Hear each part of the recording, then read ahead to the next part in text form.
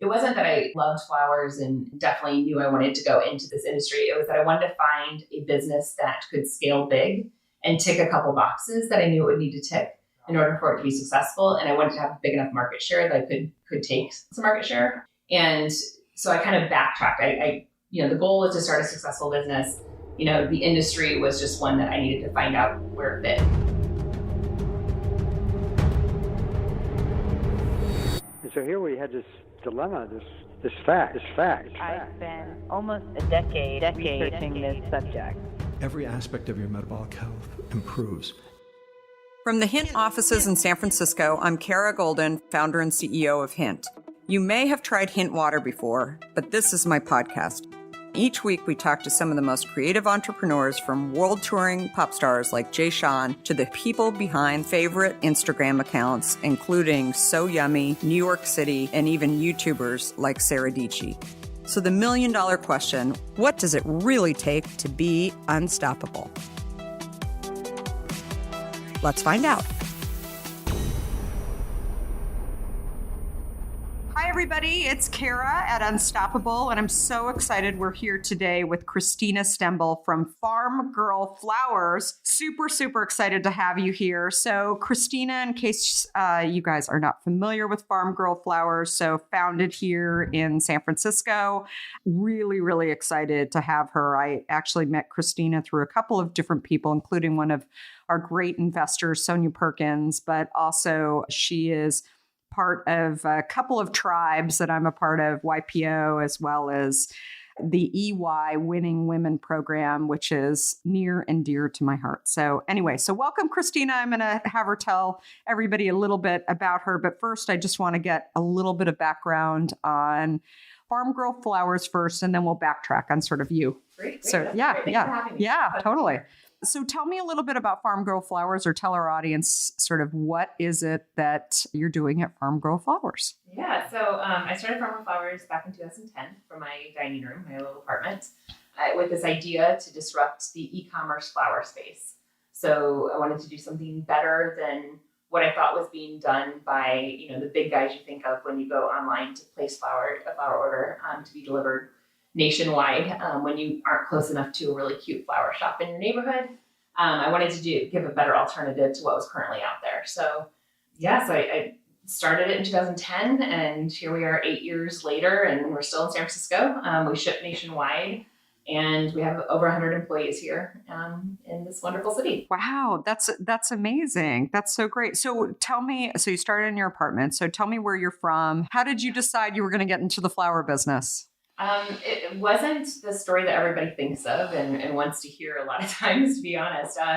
The press likes to talk about how I, grew up frolicking in my grandmother's flower garden, and that wasn't the case. I grew up on a corn and soybean farm in Indiana, northern Indiana, little tiny town, and came out to San Francisco in 2000. I was in hotel management, hospitality management, and managed general manager of a couple small hotels. And it was the .com #1 first time around here. And I kind of equate it to the same as like in LA, how everybody has a headshot in their back pocket and they were waiting for the next, the big thing, their big shot. Here in San Francisco, it seemed like everybody had a business plan in their back pocket, and everybody was it was an energy that was just contagious. And so I, got the bug and wanted to start a business. I don't have the typical background that a lot of people have that start businesses out here. But I knew that it would need to be a different type of business. But I would, I was that person that would annoy everybody. All of my friends and family, every week I would have 4 or 5 different business ideas. Every girls' night would turn into like a beta testing, like, hey, try these iron-on pockets for women's suits. It was like the gamut of different industries. So it wasn't that I loved flowers and definitely knew I wanted to go into this industry. It was that I wanted to find a business that could scale big and tick a couple boxes that I knew it would need to tick in order for it to be successful. And I wanted to have a big enough market share that I could take some market share. And so I kind of backtracked. The goal was to start a successful business. The industry was just one that I needed to find out where it fit. Mm-hmm. That's awesome. And so what year did this start? November 2010. 2010. Okay. Yeah. So take me back through the key highlights of the journey. So you're in your apartment. Like, what were the other businesses that you were thinking of at the time? Oh, all different. I mean, like the iron-on pockets I Yeah. mentioned. There was a web set of tools for event planners. There was one that was similar to an Airbnb type model, so that came from hospitality. An online place where people could get last-minute hotel rooms. There was just everything. It was so many different business ideas that spanned, 20 to 30 different industries. So a lot of them would have required outside capital, which I knew with my background, there's no way I was going to be able to raise capital. And especially in 2010, it was still the downturn, hadn't bounced back yet. And so I knew I wouldn't be able to go and get outside capital. And a lot of the things like the web set of tools for event planners would have needed like $2 million to start. And I didn't have $2 million. So I had $49,000 in my bank account. And so when I came up with the idea for Farmgirl, I was working at Stanford University, which is ironic because I didn't go to college. But I worked there in one of the departments I oversaw. I did the events for the law school. And it was just an idea I had out of, going through the P&Ls during the downturn. Everybody's budgets were cut for events and noticing how much we were spending on flowers and decor for these events. And so then I went down the rabbit hole of research into the floral space and like, why do flowers cost so much? And, learned why they cost so much and very quickly shifted from the event space to the e-com space because that was the side of the business that was actually declining. And in 2010, e-com should not be declining in any industry if it's been being done right. Everything else was like growing exponentially, every other industry. So I thought, why is it declining? It would remind me of all the times I would send my mom flowers in Indiana. And I hated the whole process. I hated the product. I felt like I got ripped off. I spent $100 on what looked like it was $8 from the grocery store. And so I thought, well, if this is a real problem for me, it's probably a real problem for a lot of other people. And I'm not just creating a problem to try to solve like we tend to do sometimes. And so I, came up with a business model that would truly do it differently than the other companies and thought, okay, well, let's see if this works. And I, amazingly, it was one that I could start with $49,000, which I thought was a lot of money back then. But it was one I did need outside capital to start. So you used your savings to start it. And like people constantly ask me this when I'm out speaking, like, did you max out your credit cards? Were you able to, did you need any more capital than that? Or I didn't even have a credit card. Yeah. I don't think I had one at work, but I didn't have like a personal credit card. Wow. I only ever used debit cards. I was taught, growing up in that farm environment, I was taught if you don't have the money, don't spend it, which I think really helped me in running a business because if we don't have the money, we don't spend it. Yeah. But that also hurt me because I couldn't get big credit lines for Farmgirl. I think my first card was $500 or $1,000 or something. Now it's much better, but I got down to $411 at one point about a year and a half in. And I'd given myself as a goal 2 years to prove out if this concept would work or until I ran out of money. I didn't want to be that person that 10 years in is still trying to get to, $1 million or something like that. I wanted it to, wanted to be able to grow pretty big quicker than that. And so, I just, was really good with money and I was really careful. It's still the biggest challenge that I have is not running out of money. We're still bootstrapped. We're over 20 million in revenue and it's hard to run amazing. Perishable product company in the most expensive city in the United States with over 100 team members and not run out of money. So wait, you haven't taken any funding? No.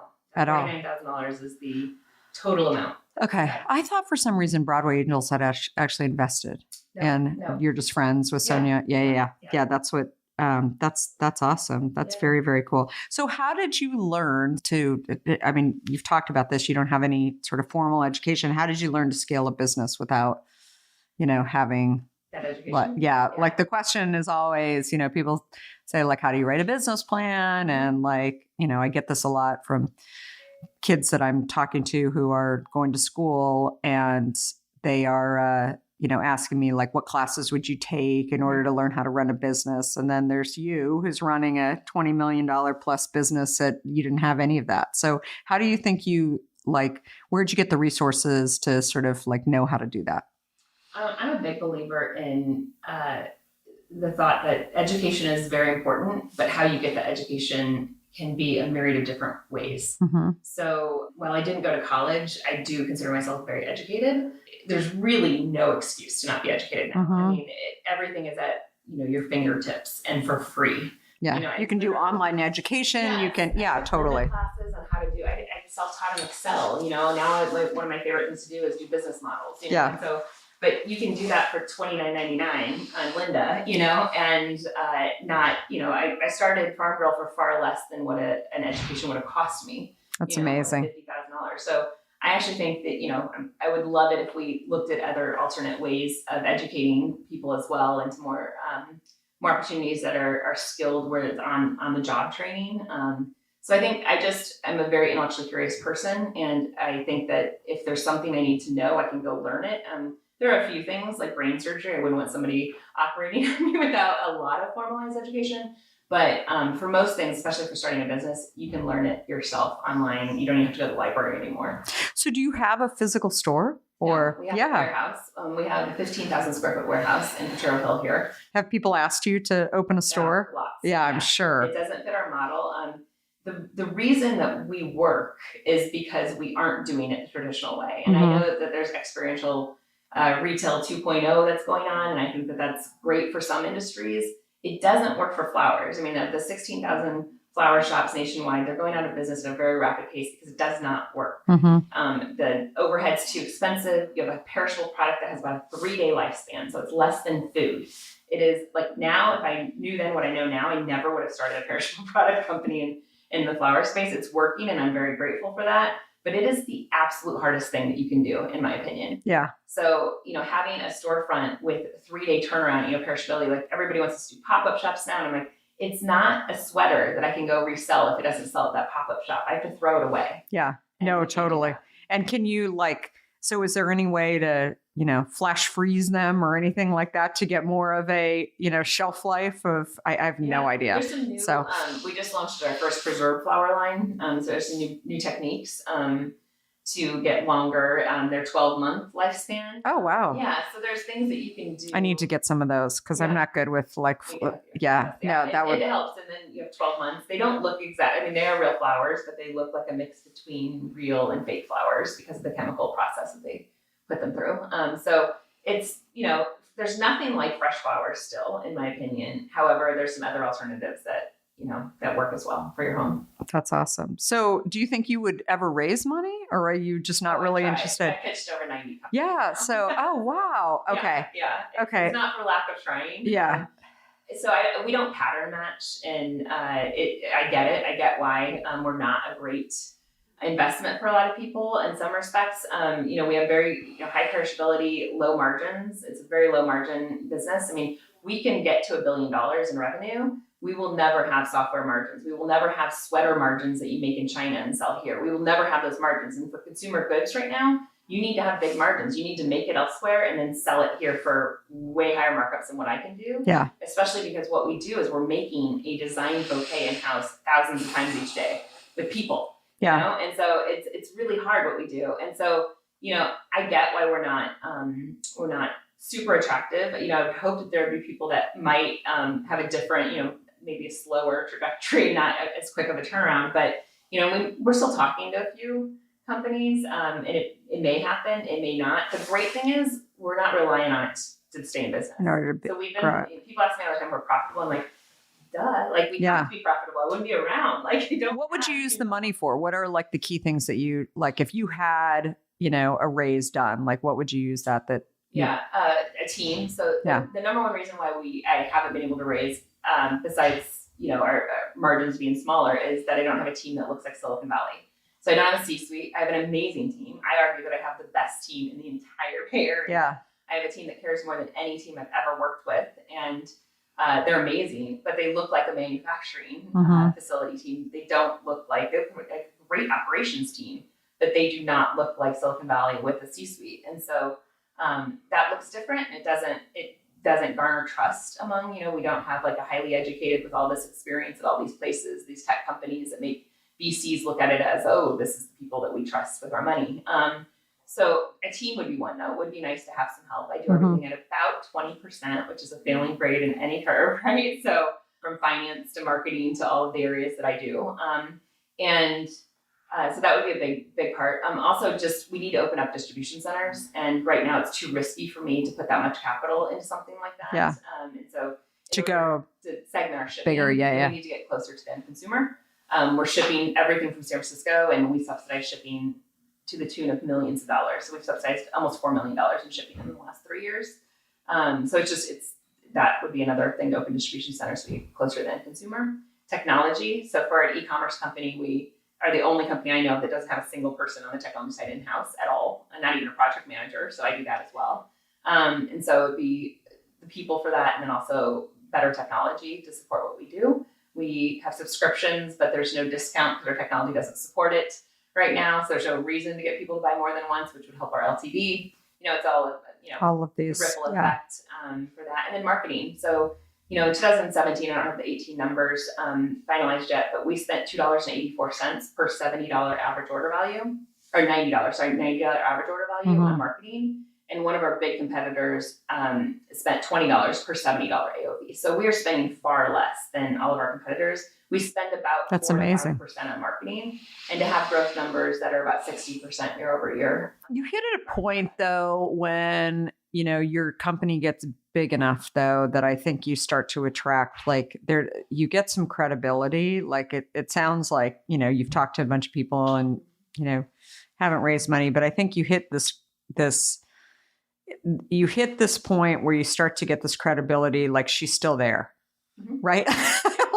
She's continuing to grow without you. I mean, we certainly went through that over the years. So don't give up on it yet. I think it will end up happening, and you have to just keep talking. But it's great that the way that you're running the business, because I think you could get it big enough and you could have lots of names and helping people to really understand who this customer is that cares about this stuff. But anyway, I think that's super interesting. So, you talked about you're doing a lot of different things. I always say this to entrepreneurs, even, the size, I mean, our company is today, it's, we're definitely at a point where we have lots of different people. We have 140 people in the company now.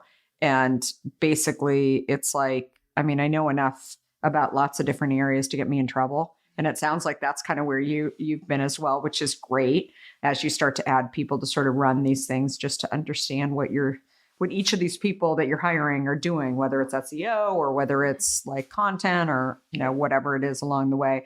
So how do you stay motivated through, the long days? And, I think there's also a saying, it's lonely at the top, right? Where you're sort of trying to, I don't know, how do you do that? What do you do to sort of get your brain, to keep going and wake up the next day and start again? That's a good question. I'm not gonna lie. There are times where I'm just what the heck am I doing? How many years can I work 20 hours a day, every day, 7 days a week, without burning out? So there's a couple times a year that I get to that point and I just need to take a break, and not burn out. And just it's totally true. Sleep. Yeah. For a day straight, and there's that. I am a very self-motivated person, kind of like Will Smith, his famous quote about how he will not be outworked, he'll die on the treadmill. There may be people that are smarter and more talented and more funded. There are so many people that are more funded, even in our space, that have started after us and look strikingly similar to us, which can be really, really infuriating and scary. But the one thing I come back to is, even though I might not be the smartest and the most funded and whatever, I will not be outworked. I just won't. And I get some flack for that because I've said that before. And especially women will say, I don't think you should be promoting people working 20 hours a day. And I disagree with that. I think I'm motivated myself because I know that if hard work can do it, I will do it. Yeah, that's awesome. So that's how I stay motivated. That's awesome. So do you, one thing that EY in that program that I think I heard for the first time actually in the Winning Women program was work outside of the business. And because you get so, at least that was a saying that I picked up, you get so caught, right? Especially in the early days of founding a company, you're just constantly in the business. You're in it, right? And I found that it's always this balance, how much of the time should you be out of the business? I have entrepreneurs who say how do you meet these people? What I was talking to an entrepreneur that I'm kind of mentoring the other day, and she was saying the same thing, that she's in the hotel industry. She's trying to launch something. And she said she's got very high level contacts, but it's actually the people that are actually doing what she needs done. Within these hotels, she just finds they're not responsive. How do you do that? And I'm look, that happens in every single, that is the typical story of a founder. For me, it's I can have high level contacts at Whole Foods, but then I still got to deal with the guy that's stocking the shelves at Whole Foods, right? And figure out like, how do I get him to do stuff that like he doesn't necessarily want to do, but you have to figure out ways to like get them motivated in order to do it, whether it's show them that the business model makes sense or whatever along the way. So can you think of any example of sort of a time when you felt like you really had to make that happen? I mean, you've got a lot of people, like you said, who are, not necessarily your typical C-suite in Silicon Valley workers. Like what do you think they think of like when you're, in there sort of working with them to do things? Does that make sense? Yeah. So, One of my team members here, I staff. Yeah. What they think, because I'm actually in the business Yeah. a lot. And Yeah. I think that I hear that a lot too about the like, you need to work on it and not in the business, and through Ernst & Young Yeah. too. And my mentor there, and the person that was for my program, was saying that a lot to me. And I understand that. Yeah. And also I think that that's a luxury that some people just don't have. So if you are bootstrapped and you don't have a lot of money, you can't hire people. And so you have to be in the business because there's literally no one else to make the bouquets, until you're like 4.5. I was still making bouquets. I had a quota every single day on the floor, maybe 5 years in. Next week for Valentine's Day, I will be on the floor with a quota, like in every holiday, every manager is. That's awesome. Yeah, like everybody is boxing or making bouquets. And, Kat, who's with me here, PR manager, I think she's on plants next week. Like, so everyone's doing it. Yeah. Everyone's doing it. And I think that shows the entire team that no one's above anything. Like, I'm usually on the floor. We have 100 temps next week that will be there. They will have no idea that I'm the CEO and founder of the company. They'll just be right next to me boxing, or I'm on single stems. I'll be making a lot of bouquets, single stem bouquets and things. And I think that's really important for the entire team to see that you're there with them. You're not asking them to do something. And to your point on, I know enough to get myself in trouble. I also know like how fast things should be because I've done it. I know, and that's really helpful in the business as well. I think that there are times though when, to your point on, you have to work on the business, that I start to feel out of control when I haven't had any time to work on the business. Yeah. I've been doing the business. And I know that probably rubs off on my team when I feel really stressed out. Energy is very transferable, and it stresses out your team when they see you're stressed out. I think one of those times actually was the beginning of this year. Money is always super tight around, after Christmas and the New Year, and money was really tight. And whenever money's tight is when I'm stressed out the most. And I also, usually the beginning of January, I go and do a workcation, a 1 week long work on, get my financial model revised for the year, work on, what my objectives are going to be for that year, what we're going to work on it, as a team, get all of my thoughts and collected. And I didn't get a chance to do that this year. And that was really stressful for me because I feel like I'm constantly catching up. And so I know I need to prioritize that after Valentine's Day to get some time to do that. So I think that it's doing the right things when like I can feel it from my heart rate, like when I'm not working on the business and I'm working in the business, because it means that we're not going to hit our growth numbers this year that I need to hit. We're not going to hit that 60% this year unless I can work on the business. So, and then I do workation. So the best years that we've had are when I've been able to go away for at least twice during the year for 1 week at a time. And I get more done in those weeks than I get done in probably a quarter when I'm at the operation. And so I think that's worked for me. I have a group from EY actually that I'm going on a very small 3-day workation with at the end of February, which I think will be really great for us to do. That's awesome. And we did it last year as well, and that was really helpful. So I think it's you do what you can. It would have been more ideal if I had done that earlier in January, but then again, I didn't have the time because I needed to be in the operation. Yeah. So you are working outside of the business though too. I mean, that's like definitely like meeting these people from EY, and that's super awesome. So sourced in the US, we're not all anymore. No, you guys were all sourced. Yeah. So what's the difference between flowers outside of the US versus like, what do you think is the key? To be really transparent. Yeah. Here, it's not a popular answer. Yeah. It has been life-changing for us. Like we would probably not be in business. I would have closed down the business if we couldn't source from outside of the US.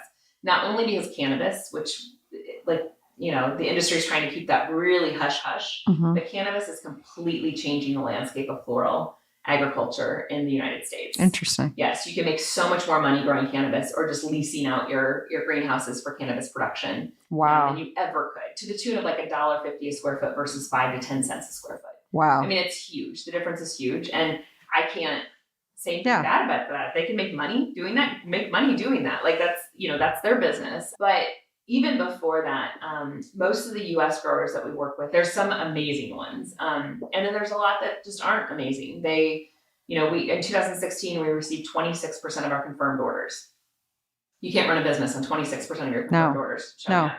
And it has a ripple effect that dramatically affects our business negatively, where we have to then buy from wholesalers their entire inventory, which at a 30% higher price, and then we have to change the recipe. So every line would have a different recipe, which isn't good for operational, labor costs. And there's just ripple effects that you don't even think about when you're just like, you ordered 7,000 stems of something and they send you 70, So it wasn't sustainable for us to do that. And the international farms that we work with are run much more like businesses. It's not a second or third generation farm that's been passed down. Yeah. And they need it to eat. Yeah. And the people in the United States, most of the farmers are second or third generation. They don't need it to eat. Their land alone is worth so many, especially in California, so much more than what. So it's not necessarily more difficult to deal with international either. It's so much better. Yeah. We received 98% of our confirmed. That's amazing. From 26%. That's so great. The other thing is, and they're beautiful. Here. I'm staring at one right now. It's absolutely gorgeous. Get this flower, the amazing Hanoi ranunculate in the United States. So we wouldn't be able to get the varieties that we get now as well. That is so gorgeous. Also, the very large U.S. growers, several of them will not work with me, and it's 100% because I'm a woman. Interesting. It's very much a good old boys network, and I was fighting with them and begging them to sell to me. And we are a very good customer. We pay our bills. We don't ask for terms. We pay them right away every week. We're a great customer to work with. That's what we're known for from the international farms, is we're the customer that pays their bills. Yeah. So it was infuriating. And finally I had to come to a point where I was like, why am I fighting so hard for an industry that doesn't even want to sell to me? Yeah. That's crazy. I'm basically the definition of insanity right now. So let's not be insane. Let's move on.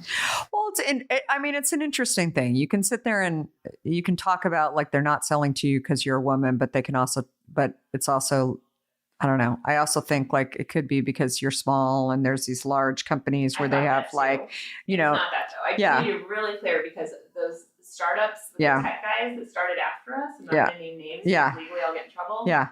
They were all selling to them 100%. They were much smaller than us. Interesting. The only difference is that they're male owned and they had funding. That's the only difference. But they were much smaller than us revenue wise, buying wise.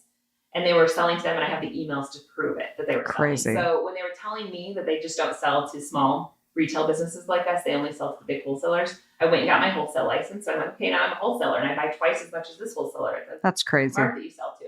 So I was like going around every hurdle. Like, oh, you only sell wholesale, I'll get a wholesale license. Oh, you don't sell the small ones? Okay, I'll guarantee that I'm going to buy $1 million from you this year. Yeah. That type of thing. And then when I found out that they were selling to the newer male-owned startups, flower startups, that were smaller in revenue than us. But had a funding from somebody. Only two differences is funding and their gender, and that's it. Yeah. So. Yeah. Well, it's interesting. Who does that funding like have connections with too? And I think it's like, but I think it's an interesting thing because I don't know what the number is in your business or in your category, but I'm a big believer that at some point when you keep growing, that people will like, whether it's, finance people or suppliers or whatever, they're going to turn around and they're going to be like, wait, she's still there. Like she's still there. She's continuing to grow, and you'll start hearing, and she hasn't even raised any money. Like versus, I'm sure, and I think it's, I thought when we hit 10 million, that would be the case. And it was. And then we had a whole nother discussion with a lot of people. And then when we hit 20, same thing. And then one day we'll be at 100 in a couple of years, and then we'll be at 200, and we'll still be here. Yeah. We definitely will still be here. Have you ever run into a woman, Elaine Rubin, along the way? She used to be at 1-800-Flowers. You guys should definitely meet. So she's amazing. She's a very good friend of mine, but also has just been a mentor on a lot of fronts. So she does a lot of e-commerce. She works with a lot of private equity guys now, but she also just is like this e-commerce guru. She actually was the founder of shop.org. Do you know shop.org? Anyway, so I was part of the founding group. There were 10 of us that sort of co-founded it with her, but it was really her idea to start shop.org. So she ended up selling it off to the National Retail Federation.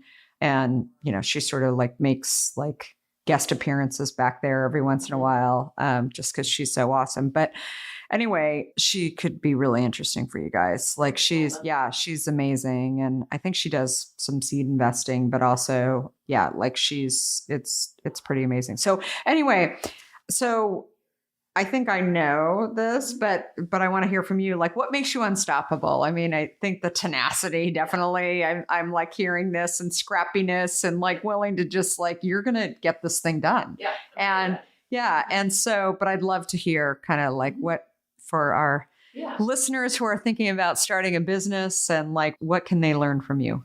I think it's resilience, really. I mean, it's last year was probably the most challenging year. Not probably, it definitely was the most challenging year for Farmgirl Flowers and for me. And it was, get through one major issue, unforeseen issue. And then before I'm even done with one, there'd be another like bigger, like one that seemed even more insurmountable. And I'd just be like, how many more of these can I take? How many more can I keep bouncing back from? But I think that's the key. It's just when you get pushed down, just getting back up, like just get back up. And so I think the thing that makes me unstoppable is that I just get back up. It's nothing like, that's awesome. There's no like halo around my head or like, superpowers. It's just getting back up. Yeah. So. Which I love. It's great. Well, this has been so much fun, Christina. Thank you so much for coming by. And where can people find Farmgirl Flowers? Just online at www.farmgirlflowers.com. We ship anywhere in the continental United States, next day air. So just check us out there, and Valentine's Day is next week. Yeah, it's super, super, super exciting. So, and Mother's Day is around the corner, and Easter, and lots of other events coming up. Very, very exciting. So, well, thank you so much. This has been a lot of fun. Thanks for having me. Thanks.